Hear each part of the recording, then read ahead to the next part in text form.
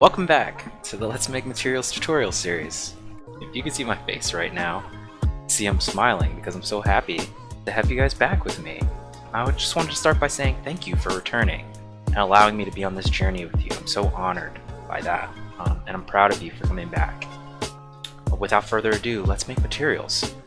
So today, we're going to talk about some simple math operations and about how textures play a role in materials. But before we do that, I forgot to talk to you about saving the map that we were making in the project, which is the cardinal sin of the digital artist or the game developer.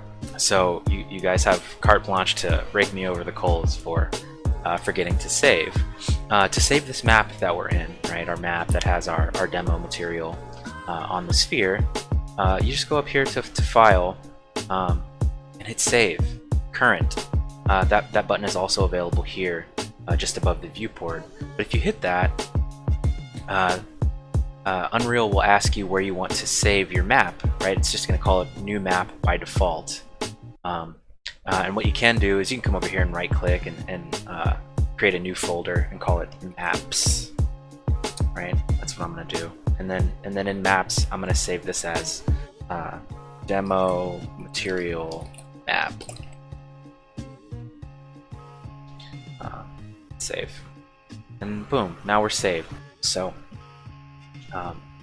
one thing you guys might have been curious about is this lighting needs to be rebuilt error that's up here at the top of the screen, and the way to fix it, it's red and flashing, and I'm sure it seems like a problem. It's not really a problem. It's pretty common for this to happen. It's whenever you add anything to the scene or change the position of any object, the lighting in the scene really wants to rebuild itself. That's not really important to us currently, but if you just wanted to get rid of the red error, you just hit this button Build up here, and it'll go through a process. And it'll give you some little printouts here on screen, and then the red stuff will go away, and then boom, you have what you have here, which is just sort of an empty scene with a sphere in it and the floor plane that comes by default. So yeah, let's jump into our material again. We double click it. Yeah, we're back where we were. We learned constants, vector 2s, and vector 3s last time. So I wanted to talk a little bit about combining some stuff, but I think before we do so, let's just talk a little bit about options that we have. So how does math play a role in a material? That's a question you might have. And math is used in materials to sort of combine the vectors that we've learned about before in interesting ways to give us visually interesting results. How do I add math to my material? If you just right-click in this window and go to the sort of the list of nodes that you can drop in, you get all kinds of stuff. If you just type math in here, it'll give you the math header, and then everything below that is math that you can use. And there's a lot in this list, and I don't want you to think that you have to know it all. What I'm going to show you is some really basic stuff, some simple math operations that are really useful, which is add, subtract, multiply. So I'm just typing in this filter a few letters, it's coming up, and then I'm hitting enter to drop that node, and divide. So these four operations are common in everyday life. You use them all the time to add up the tip at a bar or a restaurant, or figure out how much change you should be getting back at the grocery store or whatever. These operations are quite common in materials as well, and we're gonna talk a little bit about how to use them, but just know that these four are really going to be our talking points for today. That's how you add math operations to your material. And we can do it one of our comments here. I didn't talk about last time. If you drag select, which is hold down left click and drag, you can select multiple nodes, right? They're all highlighted now. You can hit C, like we talked about last time, to make a comment around all of those nodes. And we can just call this math ops. One thing I didn't demo last time either is that once you comment a node or a series of nodes, if you click the comment box and you drag, all of those nodes come with, right? So it's really a great way to organize your code as well. We're going to talk about next what effects do these math operations have on my material.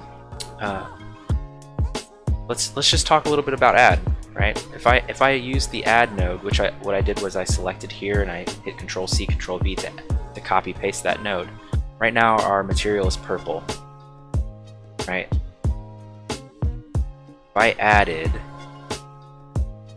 a value of 1, which to get a constant, just hold down 1 and left click, just as a reminder. If I add a value of 1 to my vector 3, it turns my material white. And the reason for that is it added 1 to each constant that makes up this vector 3. That's how addition works between a vector 3 and a constant. I could also add a negative number here as well, which if you'll think through what that might mean, the math of that's actually subtracting 1 from each of these constants that make up this vector 3, and so now my material is black, right? So that's the interaction between how math can change the collection of nodes that you've constructed, and how you can use multiple nodes together or combine multiple nodes with these math functions. Next, I wanted to talk about textures, because I think that's really going to show us the power of these simple math operations in a material. So let's get a texture in here. Some of you who maybe are not from the digital space might be asking yourself, what is a texture? And a texture is just an image. It's literally anything that's just a picture. I could go to the internet right now and just say something like, cats, right? Which is my default search something on the internet word, and we could use this image, as an image in our material if we really wanted to. But that's not sort of helpful for us yet. What the hell? It's our it's our material. If you just right-click any of the images in Google, you can just right-click, save image as, and it'll save it as something. And we'll just save that to the desktop. It's saved there. And what's going to be cool about this is I can demonstrate to you how we can bring in an image into Unreal Engine, and then we'll talk a little bit about generating them instead of just taking them from the internet. But if I wanted to put this image of a cat, which is on my desktop right now, into the project, I could just click on this and drag and drop it into the window, and Unreal Engine will remember where it was, and it'll generate a texture of that cat in the engine, right? So in our material, now that we're here, if I wanted to add a texture to my material, I could hold down the T key on my keyboard and left click, and it'll bring up what's called a texture sample. And a texture sample is just essentially saying, I want to use a texture in my material. Go find it in the project and bring it here, sample it, right? Now what the game engine did, because I was selected onto the texture of this cat that we got from the internet, which is silly. We're using a cat in a material, which is very funny to me. Because I was selected on it, and then I held down T and left clicked, it assumed that I wanted that texture in this texture sample. So that's just a little shortcut to getting your texture from your content browser into a texture sample all in one click. So now we have our cat. If we remove our other operations from our base color, which you can just right click, break links. If we look at our texture map, you'll see that it's got all these pins on the side. and that might look maybe confusing from the outset, but really all it's doing is saying every image, just like our vector 3 here, is constructed of 3 color channels, R, G, and B. The combinations of red, green, and blue can make all other colors. So too is the same in texture samples and images, right? So you could use any part of the R, the G, and the B that make up this picture of a cat individually if we really wanted to, right? And that's often the case in materials. You're really not looking for color information. You're more looking for what the image brings to the values of black and white and gray, right? Which is what each of these channels look like individually until they're combined together to make a color. And that's demonstrated here by pulling from the red channel and placing that in base color. So what we're seeing is an image of a cat in black and white because the red channel of this image is all that we're pulling from to put into our base color, right? Now this is a really funny material to me. I never thought I would have done this video with a picture of a cat, but here we are. If I wanted to change the color of this cat, I could use a multiplication node, right? So click on multiplication, copy, paste, and I could drag the red channel from my cat texture and drag from my vector 3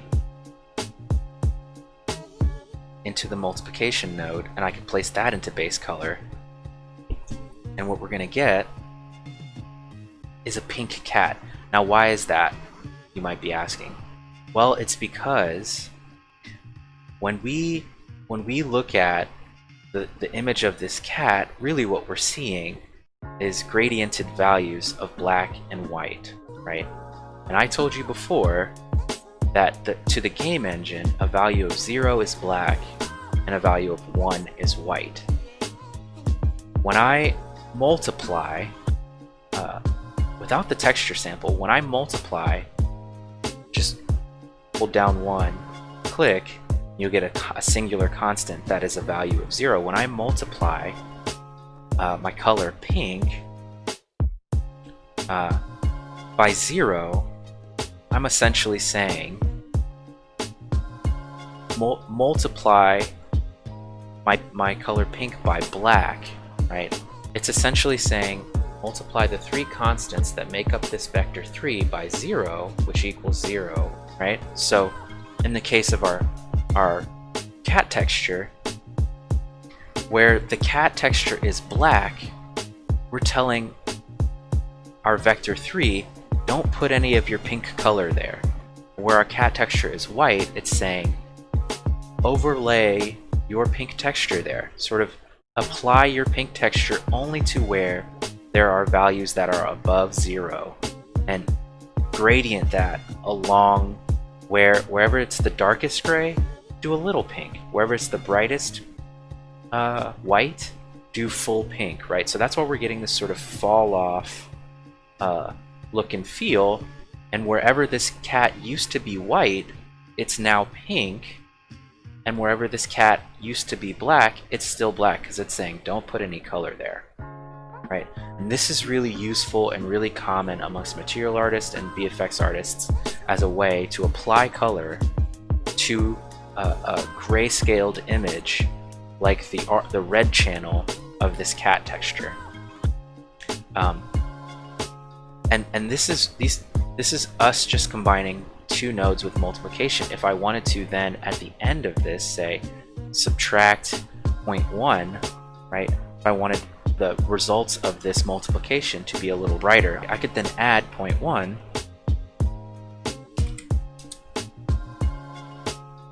and all I would need to do is connect my multiply to this add, drag and drop, and then put that into my base color. And what we'll see here is that the texture is trying to go closer towards white. And what's interesting and important to note here is that when I add the results of this operation, the add is happening to the entire material. Just because these portions are black doesn't mean the operation is not going to happen. Add happens across the board, whereas multiplication, right? When I multiplied my pink texture by my cat's R channel, we're only getting pink in places where there was white in my cat channel, in my cat image. When I add to this operation after the fact, it adds all the way across the board. So my darkest darks here are now, which used to be black before this operation took place, are now 0.1, and my brightest brights, which used to be 1 before this operation took place, are now 1.1, right? So everything is brighter across the board by 0.1.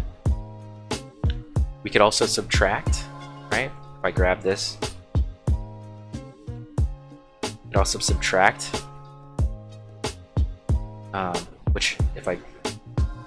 what's important about subtract, which is different about other nodes, other math operations, is that order of operations matters. And you'll remember this from your high school math class.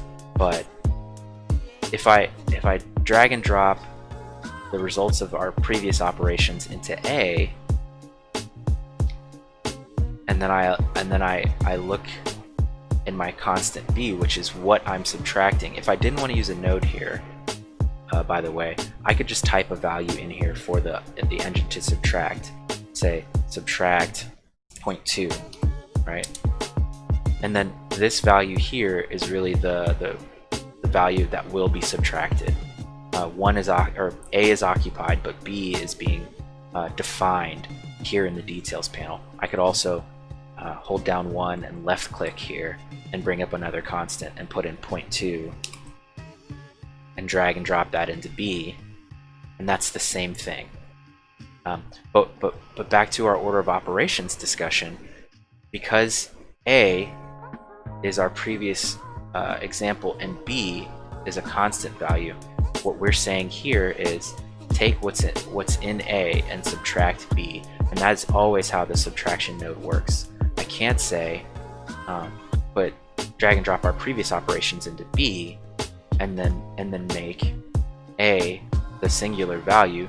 This will be a different result than putting our previous operations into A and subtracting B, or subtracting 0.2. This is saying take 0.2 and subtract our previous results. And this is one of the only nodes where that is important, right? With multiply, it doesn't matter if this is on top or this is on top, if this is A or B. With addition, it's the same case, but with subtraction, it does matter what's being subtracted from what. And so I just wanted to note that here, that when I'm demonstrating, I'm subtracting 0.2 from our previous nodes, not the other way around. And when I put this into base color, the results of this should be darker, right?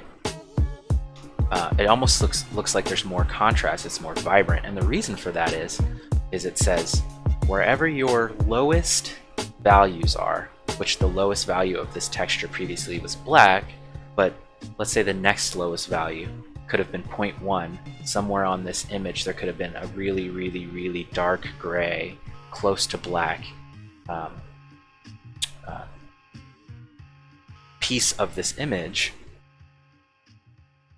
It said, I'm going to subtract 0.1 from the entire image. So the lowest, darkest parts of this texture that are not black got subtracted by 1 and they became black. So there are more black pieces to this texture now because we removed the sort of the darkest gray tones, or we subtracted 1 from the darkest gray tones, and now they became black, and everything else across the board was also subtracted as well, right? So anything on this image that used to be a value of 1 is now a value of 0.9.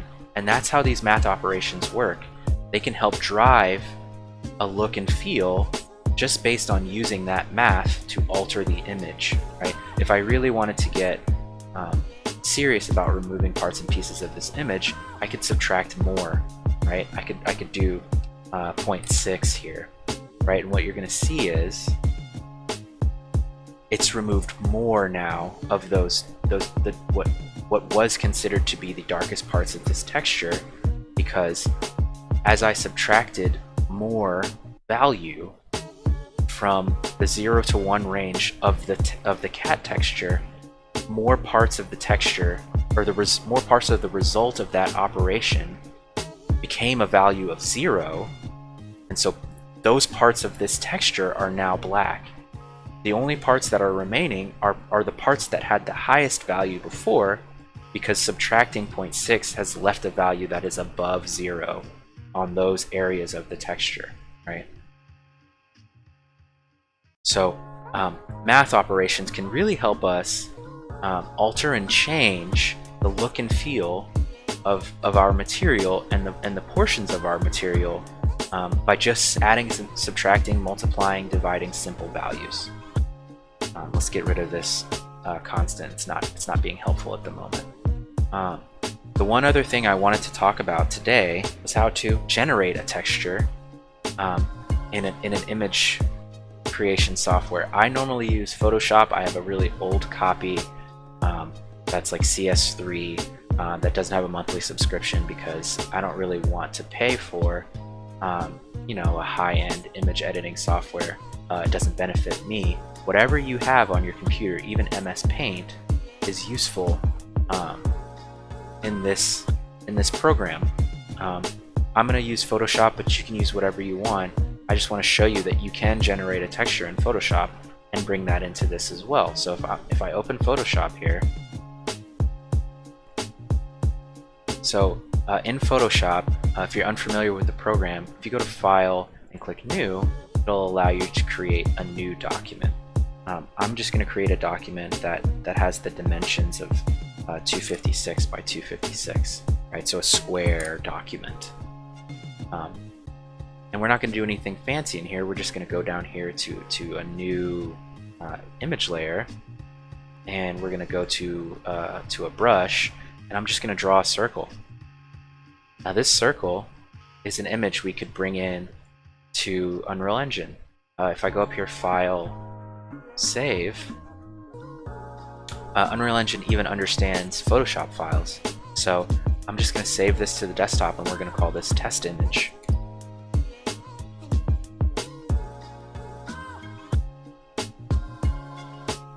And we'll just downsize this for the moment, and we'll drag this window over so we see test image here. If we go back to our demo map, and I drag and drop just like I did with the cat into the content browser, there's our image from Photoshop, right? So as simple as that, you can draw something up in Photoshop, drag and drop it into the content browser, and there it is for you. Now back in our material, which, let's pause for a moment. We haven't saved again. Save and save often is my motto. You hit save current, that saves, but if you go up here to File and Save All, it'll save everything, including the material we were working on, so we don't lose any of our work. Now if we go up to our material again, and we hold down T, and we left click, we get a texture sample. Now what it didn't do is bring it, oh, it did bring in our texture, because again, we're highlighted on it in the content browser here. So there's our texture from Photoshop. It took me not even 30 seconds. If I wanted to swap it out, swap our cat texture out for our texture we generated in Photoshop, I could just drag from my red channel and put that into the multiply node here and allow it to update, and there you go, right? So now our swirly thing is on our sphere. And if we wanted to see that in a less sort of bowed out perspective context, we could switch from using the sphere to using a plane. So we'll see our material on a flat surface, and there's our drawing. So these math operations can be combined together with texture maps and with math operations to make a unique and interesting material to be used on other objects. Now if we save what we're working on here, we go back to our demo map, you'll see that updated in the content browser is the material we created. You know what? I want to see the cat. Let's do the cat. I'll go back and drag and drop the red channel of the cat, and let's make our subtraction 0 so that we can see that cat face again. And let's make our addition 0 as well.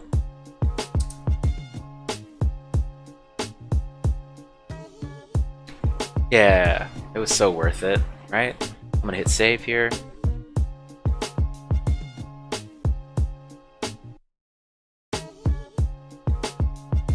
If we go back to the map, we got a cat on the surface of this sphere. We can drag the blue arrow upward to readjust the sphere in the space, and if I hold Alt and left click, I can rotate around this object, and we can see our cat face, which is great. You know, we talk about application at the end of these videos. This is us applying that material to a mesh, right? Another option we have, which I talked about exploring in this video, is adding this to a particle system for my VFX watchers out there. So some people might have the question, what's a particle system? And the answer to that question is really simple. It is another object type that can be used in 3D engines. It just moves differently and works a bit differently than, say, a static sphere like this. If I pull up my content browser and I right click, I can look for particle system, which is right here, and I can click. If I click on particle system there, it'll give me a new particle system in my content browser, and it'll be named particle system. We want to name it demo 01. We can just call it PS at the end here, particle system. It created a particle system that's in our demo space. Now, I know, because I've used these particle systems for a long time, if I drag and drop this to the window, let go, it'll be our new particle system just sitting right there. If I double click this, you'll see that the particle system by default comes with these little sort of what are they called, manipulator images on it. And if I drag this away, you'll see in the window that the particle system has started playing. Right now, what's a particle system to people who are not familiar? A particle system is an object type that can be used in a 3D space that will produce, or I guess for lack of a better term, sort of spray out a series of images. And those images always look at the camera, and there's exceptions to that rule and ways to change that process. But for the purposes of our demonstration today, all we really want to do is see how the material that we've made can have interaction with this particle system. And the way that works is that if I go into the particle editor here, which is what opened when we double clicked our new particle system, and I go to the required tab, it allows me to input a material here, right? So I could click this drop down, find demo material 1, and add that to the particle system. And when it finishes thinking and it adds our material that we've made to the system, you'll see the cat face on each one of these little images instead of the default manipulator image, right? So there you go. There's us adding our material to a particle system in a game engine. And that's also a really big step, so congratulations on making your first particle system. Save, file, save all, and we can also build. And while that's building, I'll talk about what's going to be in the next video. So in the next video, we're going to talk about the base material, which is that big chunky piece of our material here, and blend types. If you like this video, please like and subscribe and share, and follow me on social media at Let's Make FX on Instagram, Twitter, ArtStation, realtimevfx, and give me your feedback in the comments. These videos are for you. I just want to make sure that they serve you in the best way possible. I'll see you in the next video. Thank you for watching.